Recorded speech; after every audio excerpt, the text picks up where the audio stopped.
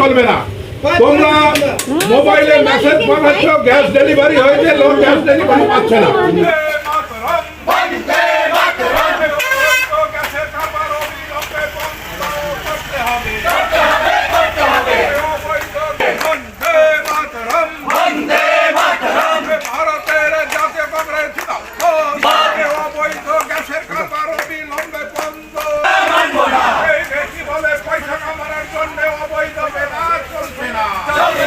Gas দিতে গেছে, gas delivery OTP আসবে বলছে, ওটিপি আসছে, মোবাইল থেকে ওটিপি লিখে নিয়েছে।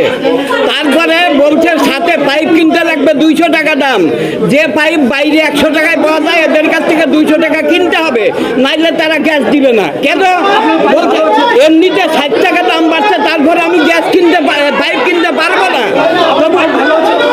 পাইপ নেই নাই আমি বলছে, তাইলে অফিসে যায় বলে আসেন। না, কিচ্ছু হয়নি, আমার পাইপ নিতে হবে বাউন্ড, নাইলে পরে আমরা গ্যাস দিব না। গ্যাস ফিরাই নিয়ে চলে আসছে ডেলিভারি ম্যান। ঠিক আছে, গদাধর বলি আমার বাড়ি, আমার নাম দুলাল চন্দ্র রায়। ঠিক আছে, না পাইপ পাইপ আমি নিতে পারবো না, আমার কাছে পয়সা নেই, আমি গরিব মানুষ, কোথায় পাবো পয়সা? তারপরে গ্যাসটা রিটার্ন করে নিয়ে চলে এসছে। এখন কি বলছে? এখন কিছু বলেনি তো, ম্যানেজার নেই, ম্যানেজারকে বলতে এসেছিলাম। কতটা সমস্যা, বাড়িতে রান্না হয়েছে? তাইলে রান্না বাড়ি হয়নি, গ্যাস নাই, কালকের থেকে গ্যাস নাই। হ্যাঁ, নাম দুলাল চন্দ্র রায়। আমরা কেন্দ্রীয় সরকারকে আমরা ধিক্কার জানাই। 2014 সালে যে গ্যাসের মূল্য ছিল 340 টাকা, সেটা আজকে 1000 টাকা পার করে দিয়েছে। এটা একটা খুবই দুশ্চরিত্রর একটা এজেন্ট। এখানে এরা গ্যাসকে অবৈধভাবে এরা বিক্রি করছে। আপনার বাড়িতে মেসেজ চলে আসছে আপনার মোবাইলে যে আপনার গ্যাস ডেলিভারি হয়েছে, কিন্তু আপনি বাড়িতে গ্যাস পাননি।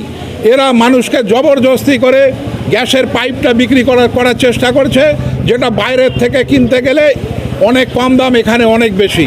আমরা দেখেছি যে এই অফিসে যারা কাজ করে তারা ন্যূনতম সেই কম্পিউটারটা পর্যন্ত চালাতে চায় না। মানুষকে এরা একটা বিভ্রান্তি সৃষ্টি করছে, গ্যাসের একটা চাহিদা এরা তৈরি করছে। তার বিরুদ্ধে আজকে আমরা এখানে সমবেত হয়েছি, এবং এদের দুর্নীতি যদি আগামী 2 দিনের মধ্যে বন্ধ না হয়, আমরা এই অফিস আমরা তালা মেরে দিয়ে যাব।